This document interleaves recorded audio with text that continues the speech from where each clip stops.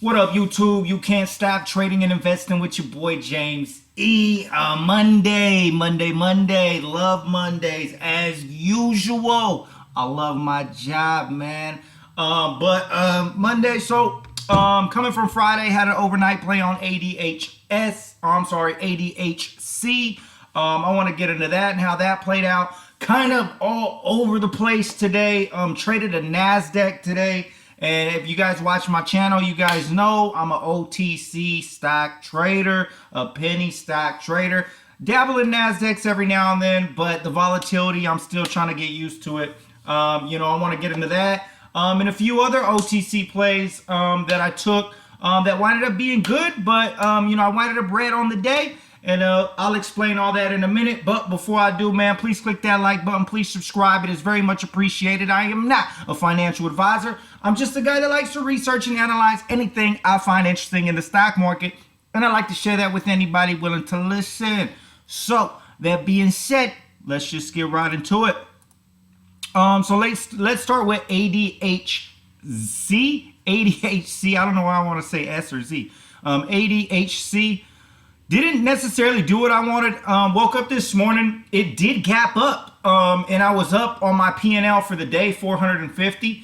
But then when I went to hit the sell the market button, it didn't execute me at all. It dropped off and I winded up with minus $97. So no real big deal. Lost 100, but as you can see, I made a total of 105 because I winded up capturing the bounce. And it was a nice, beautiful bounce opportunity. I winded up catching it in here as I'm noticing the pop. And I winded up making $200 back after I had lost 97. So overall, lost 100, made 200. So overall, made $105 on that play. And then this thing winded up being a beautiful runner. Kind of took my eyes off of it. I was focused on other plays. It winded up being a beautiful runner where I could have captured a nice profit. Just completely missed out on it for the rest of the day. I sold it into the pop, into this pop here. I believe I sold it into this candle for a $200 profit. It's like $210 profit, something like that, to overall on the day 105 to start my day. And then LTNC came into the picture, and I bought this beautiful thing in the morning as well. Morning panic, boom. As you can see, I made $466 on that morning panic. I made a 502 actually, and then I tried to buy back in here thinking it was gonna go. It didn't. It just kind of went flat. So I sold it for a small loss, for about a $40 loss, something like that. So overall, made $466. So to start off my morning, I was up almost $600 already. I was just going to call it quits at that point. But, sometimes that trader itch gets the best of me, you feel me? Because I love what I do. Started off my week up $600 in the morning.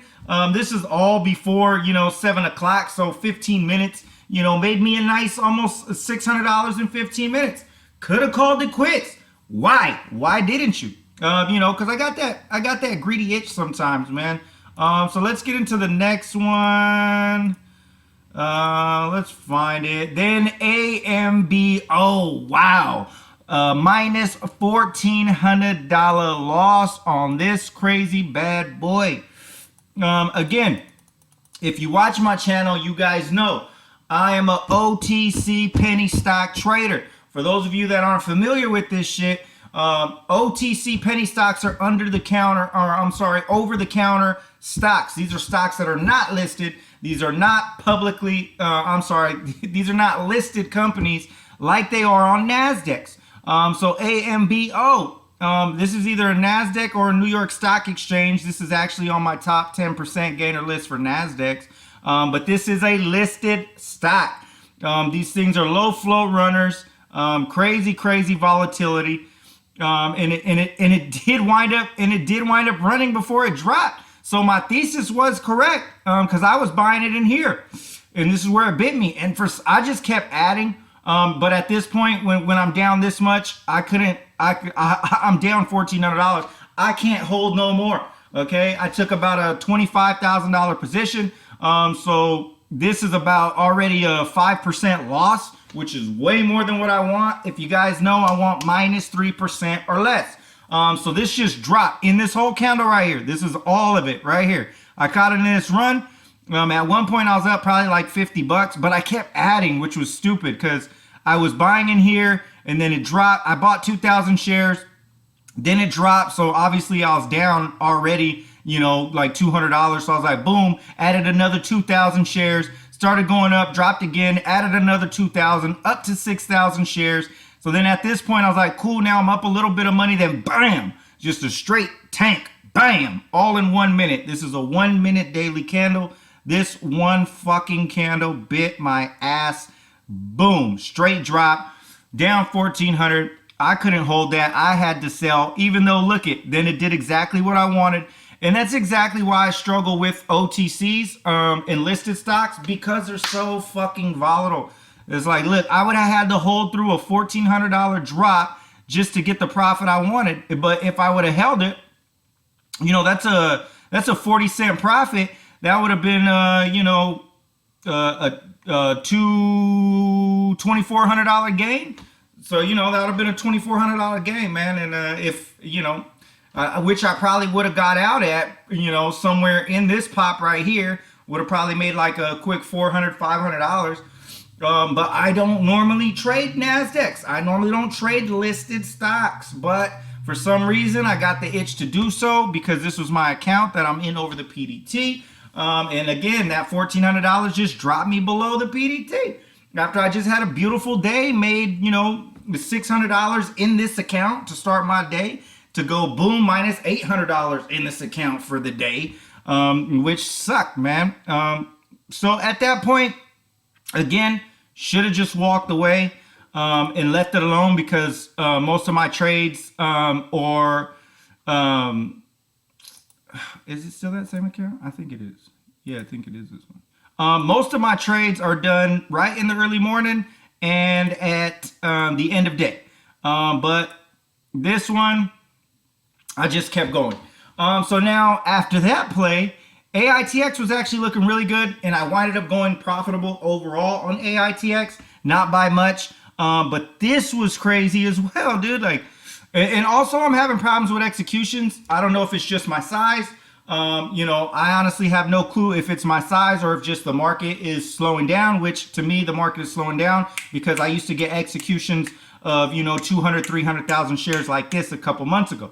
And now it's not necessarily working that way. So I was watching this thing gradually climb back, you know, all right here. So, you know, I noticed it. So I bought shares and I was up about $150 at this point. But then it just started just dying off.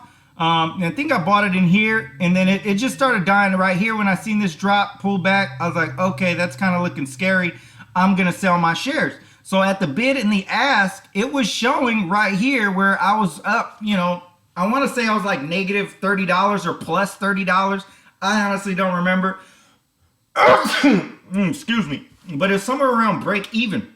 So I was like, man, you know what? I'm just going to sell because it's not looking as strong as I would like it to. It was struggling to break this 7 mark. So I said, I'm just going to sell. This one candle right here, this one candle was all me. I went to sell my 300,000 shares. And as soon as I hit the sell the market, it said, and knocked me off $750, $759 instantly when I was looking at a P&L.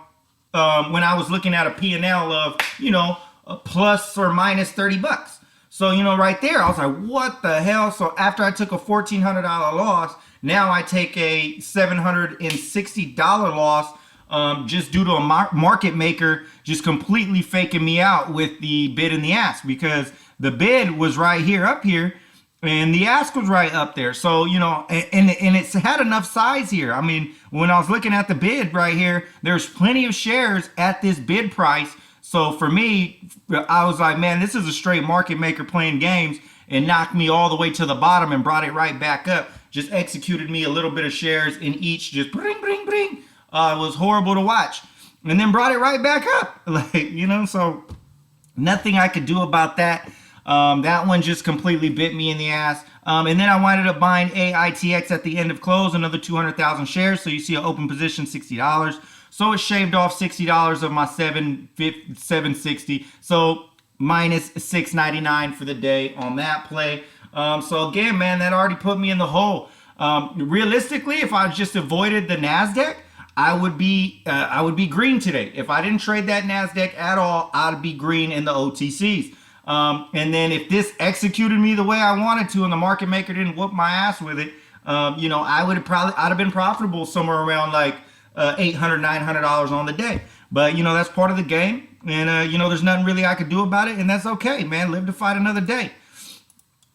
I traded a lot today, guys. I traded a lot. So then I winded up getting back in. And then I took a trade again on LTNC, and this account winded up taking a loss on it because I seen this grinding up here. So I bought it in this push, expecting it to keep going. And then it just kind of fell off, winded up taking a $240 loss.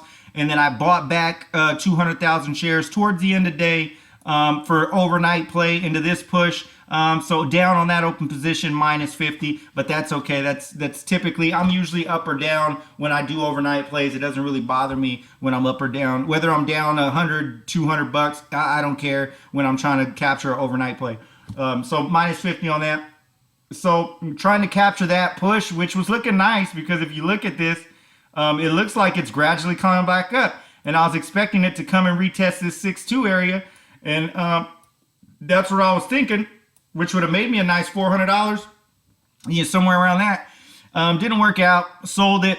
Took my small loss. No big deal for that one. But again, you know, that's already on top of me taking that $1,400 loss. Me on top of taking that $750 loss. So, you know, kind of like, damn. But AITX, then I winded up coming back. On AITX because after that drop off, I noticed this gradual climb. This is one of my favorite patterns. If you look at the chart pattern, you know, this is like a bull flag pattern. We get this, let me just draw it for you. This is definitely one, where are my drawing tools at? Boom, right here. This is definitely a pattern I look for, man, all the time. I love this pattern. Kind of formulates this kind of bull flag. Boom, and when it comes to a point, it winds up popping, and that's exactly what happened. In this one, I kind of just went with my gut instincts on because we had a news catalyst, major U.S. airport poised to deploy RAD Solutions. RAD Solutions is robotic assistant devices, which is what AITX does. They make security devices, robots.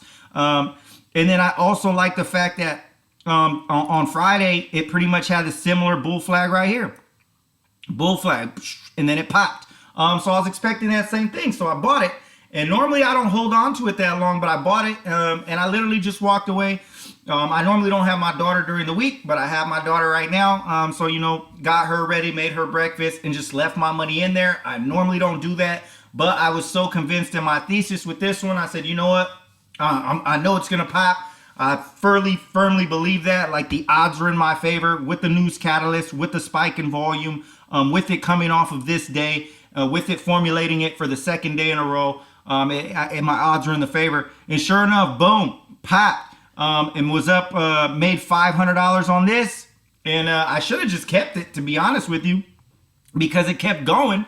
And then I winded up getting back in it in this account and made another $250 on it because it kept going. So overall, made $750 on that pop, which overall put me up, or put me on the day minus somewhere around $1,100.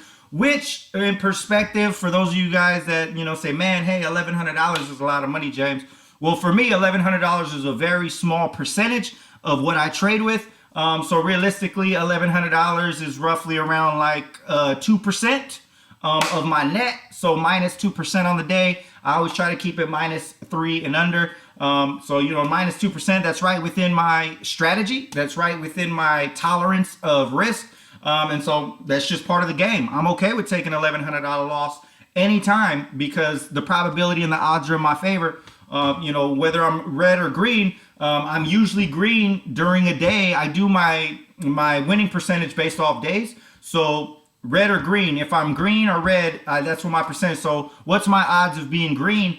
My odds of being green in a day is about 75% right now. So me taking a red trade, 1 out of 4, 1 out of 4 reds, I'm cool with that. 3 out of 4 I'm green, 1 out of 4 I'm red. That's no problem for me, man. So I could take a red day.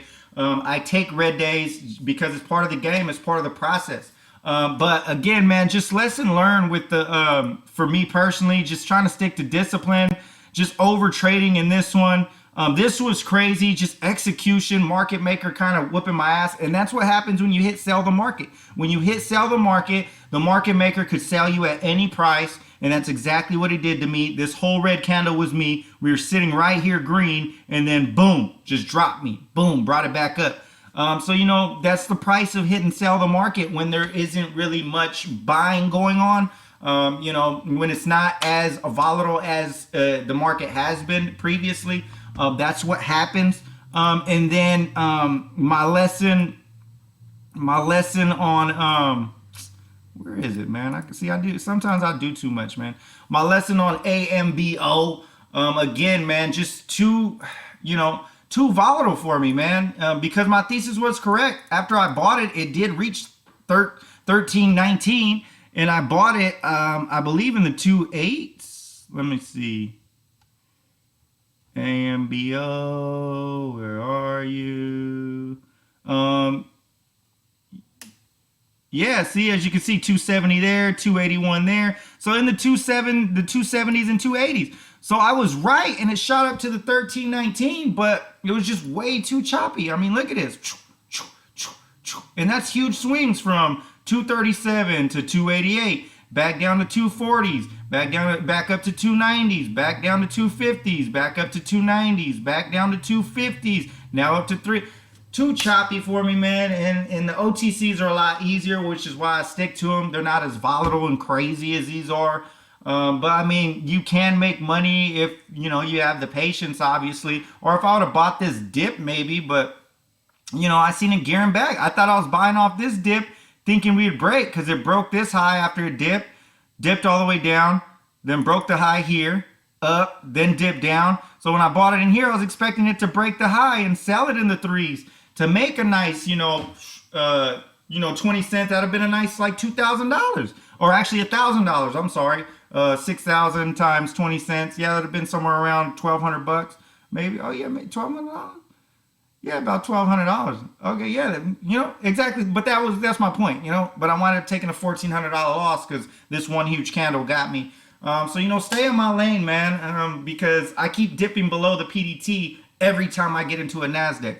So I'll just stay away from the Nasdaq, stick to what I'm strong at, stick to my overnight plays, stick to my dip buys and my multi-day breakouts, stick to the OTC land. I'm comfortable with OTCs, man. And don't let nobody change your mind, and find your comfort level and stick to that and move forward, man. So that's going to be it for today, guys. Leave a comment. Let me know what you think of my analysis. If you made it this far, man, please click that like button. Please subscribe. You can't stop mafia. It's a mindset movement, meaning never stop yourself, never stop your progress, never stop your education, especially in finance. Having multiple streams of income is an amazing thing, and the stock market is a place where you can do that.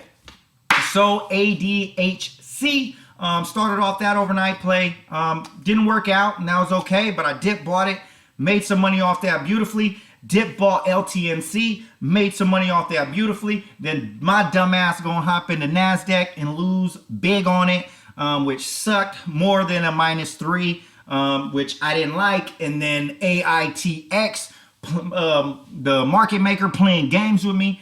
Should have got out at a basically break even, but fucker got me for a over $700 loss, and then winded up making all that back. Just trading OTCs, and if I would have stuck to OTCs, I would have been green.